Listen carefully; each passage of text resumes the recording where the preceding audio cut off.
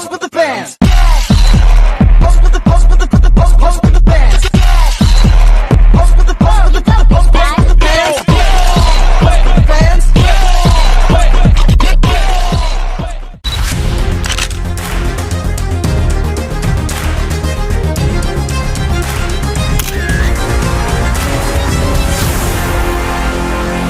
Melayu.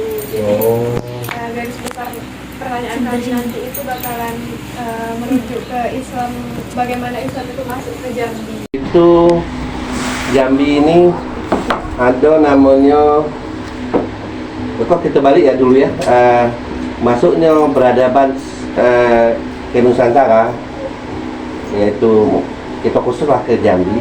Sebelum ada agama Hindu-Buddha, ada namanya animisme dan dinamisme, dan itu masih berlangsung walaupun kita udah Muslim, dan yang namanya budaya itu tidak lepas. Contoh nih, ada namanya budaya kemas, yang kunyit pakai dibuang kiri kanan. Nah, kemas itu bukan budaya Islam, tapi itu turun temurun sampai sekarang. Kalau sakit orang pakai kayak gitu kadang. Tuh. Kemudian masuknya Hindu-Buddha, kalau peradaban Hindu agak kurang nampak di Jambi, tapi kalau peradaban Buddha itu jelasnya. Kenapa demikian? Karena ada salah satunya Candi Muara Jambi. Nah, sebelum masuk Islam itu peradaban yang di Muara Jambi ini ada disebut dengan Melayu kuno, bernuansa Arab. Jadi sebelum itu ada Koyi, ada namanya Toling sebelum itu, tapi tidak muncul ke permukaan. Nah, yang muncul ke permukaan yang kita punya bukti itu tadi namanya Melayu kuno. Nah, negeri kita ini dinamakan Tuan Nambi Sumatera ini, itu sampai ke Jambi. Nah, kenapa kita ini kemarin ketika bagus, tak strategisnya bagus. Kenapa demikian? Karena dari baritan secara maritim pergi lewat angin muson, balik artinya lewat angin barat, nah baliknya lewat angin timur. Jadi sebagai pusat pelayaran maritim, di atas kepala Jambi itu Malaka. Nah, yang pentingnya itu namanya Zabat Seribu Zat. Nah, diperkirakan Zabat itu Moro Sabah. Nah, itu sampai sekarang itu masih banyak peninggalan sebelum Islam itu banyak di sana. Nah, untuk situs candi ini, Jambi ini termasuk kayaannya mungkin lebih dari Unja. Kenapa? Ada namanya pusat perguruan.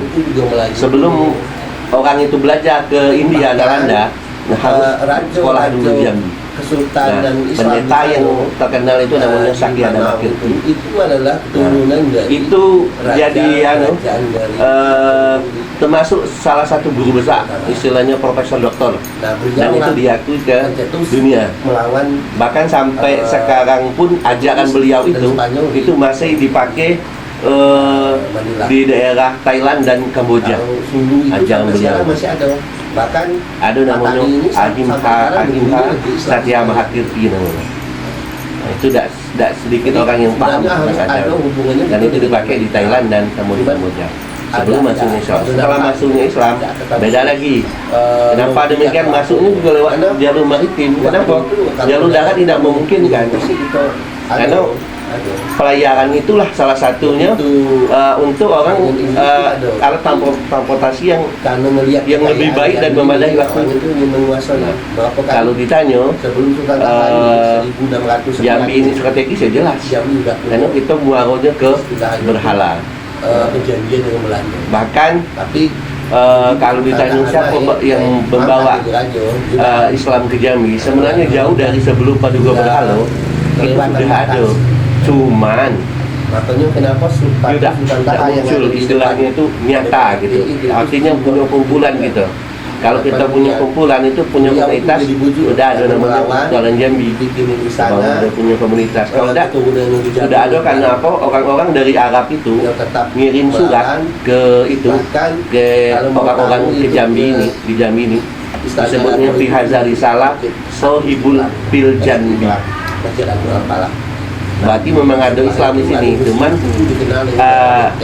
memang betul-betul menyeluruh itu belum ada ketika Kesultanan Jambi ada.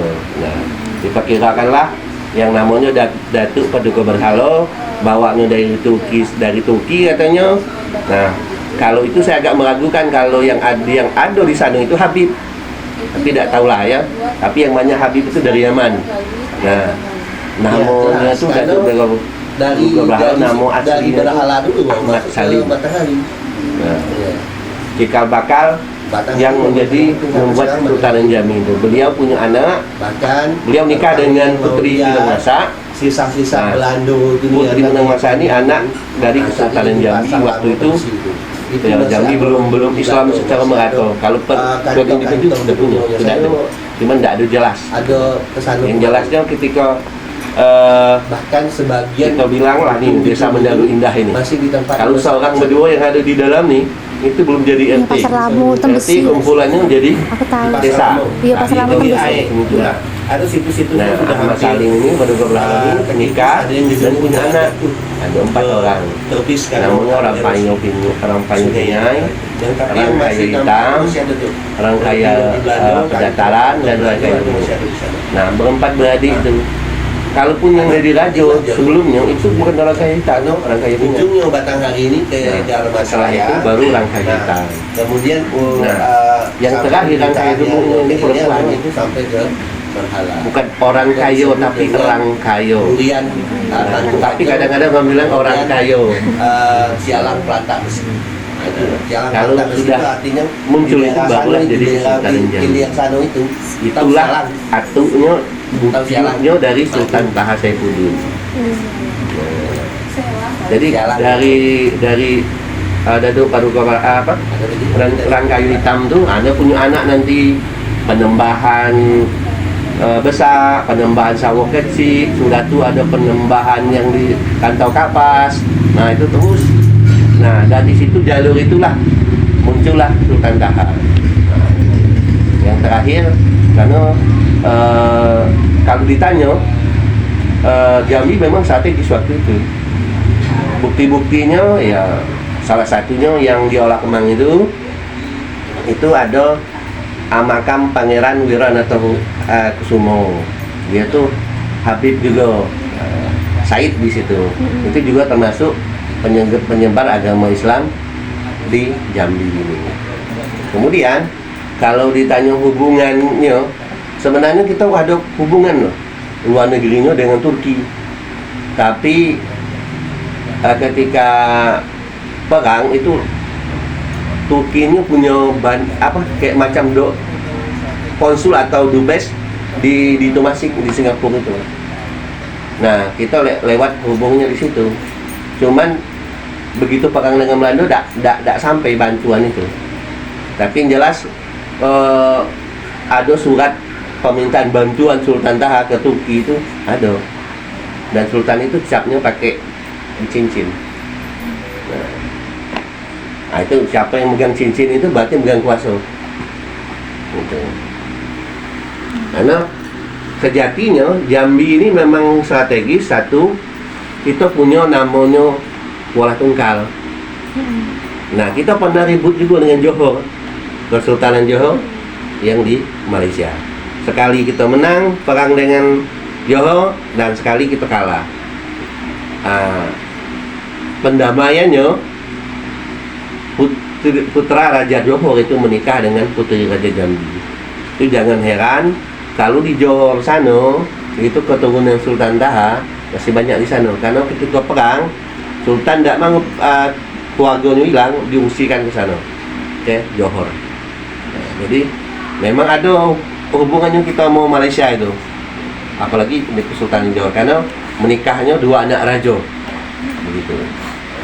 Secara kultur dan budaya, ya banyak ya yang mengalami perubahan dari lukisan, dari kaligrafi, dari kompangan, kemudian syair-syair yang bernuansa Arab, gitu. Ya, kalau makam-makam itu memang agak sulit ditemukan karena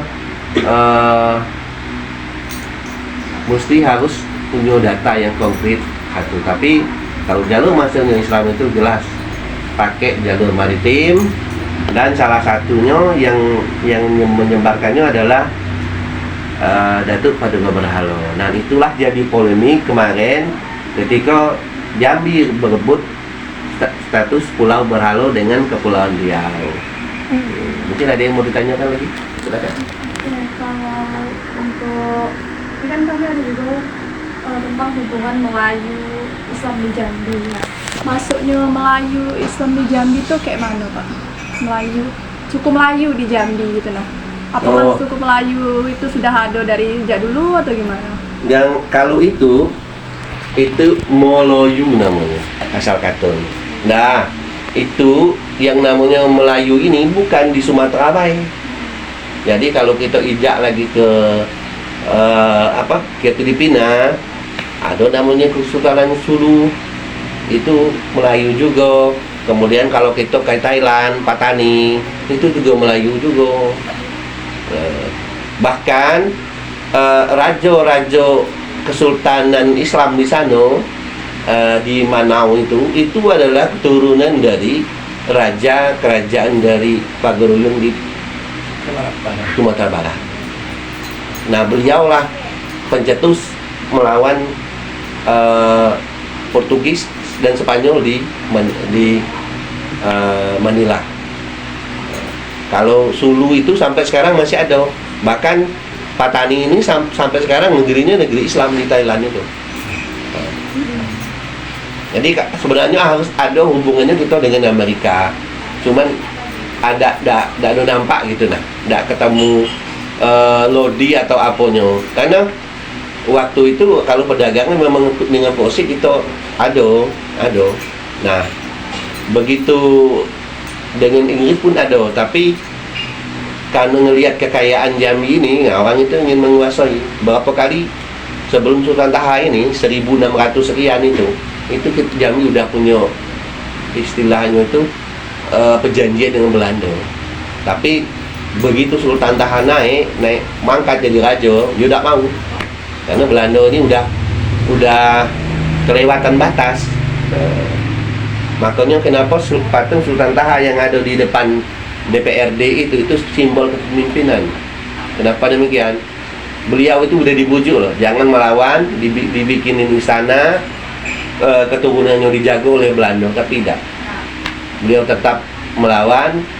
Bahkan kalau mau tahu itu istana Raja itu tuh di Masjid Agung Istiqlal itu. Istiqlal, Masjid Agung Al-Falah. Nah, di sebelahnya tuh ada museum, itu dikenal dengan daerah benteng. Itu memang benteng kerajaan, maka disebut benteng itu. Benteng.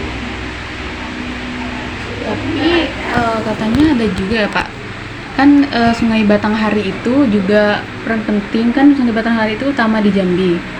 Itu juga membuat masuknya Islam juga melalui perdagangan. Iya, jelas. Karena dari Berhala dulu mau masuk ke Batanghari. Iya. Batanghari memang sangat penting, sampai sekarang Batanghari itu sangat penting. Bahkan kalau kalian mau lihat sisa-sisa Belanda dunia lagi di Jambi ini, cari di pasar Lamo Tembesi itu masih ada lodi-lodi Belanda, masih ada kantor-kantor gubernurnya. Saya ada kesana kemarin. Bahkan sebagian gedung-gedung itu masih ditempati masyarakat sana, masih bisa difungsikan sana. Di Pasar Lama, di pinggir air. Nah, ada situs-situsnya sudah hampir terkikis, ada yang gedungnya sudah jatuh ke terbis karena ada erosi sungai yang ke itu. Tapi yang masih nampak itu masih ada tuh lodi-lodi Belanda, kantor-kantor Belanda ada, masih ada di sana. Nah, karena pentinglah jalur sungai itu ke sana. Karena ujungnya Batanghari ini ke Dharmasraya. Nah, kemudian sampai ujung terakhirnya ke ilirnya itu sampai ke Berhala. Maka disebut dengan Durian Tangguk Raja, kemudian Sialang Pelantak Besi. Nah, itu Sialang Pelantak Besi itu artinya di daerah sana itu, daerah ilir sana itu, tahu Sialang? Tahu Sialang? madu. Oh, Selang kalau. Sialang namanya. Gitu. Ada lagi yang mau ditanyakan? Silakan. Mungkin cukup Pak pertanyaan dari kami. Ya. Terima kasih untuk jawabannya Pak. Ya. Mohon maaf mengganggu waktunya. Ah. Kami ucapkan terima kasih Pak. Terima kasih banyak. Sama-sama.